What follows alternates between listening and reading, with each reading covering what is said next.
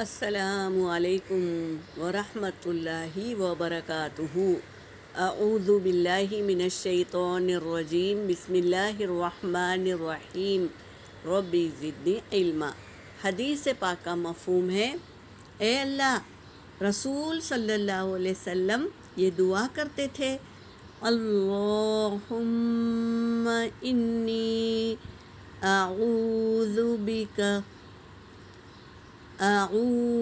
بک من الکفر والفقر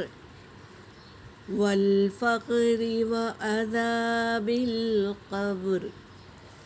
اللہم، اے اللہ، انی، بے شک میں، اعوذ بکا، آپ کی پناہ میں آتی ہوں، من الکفر، کفر سے، والفقر، اور تنگ دستی سے، وعذاب القبر، اور قبر کے عذاب سے۔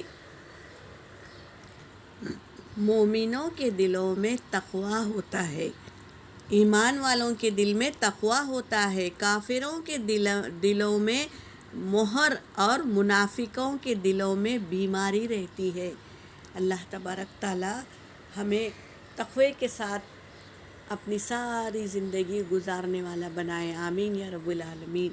وآخر دعوانا ان الحمد للہ رب العالمین۔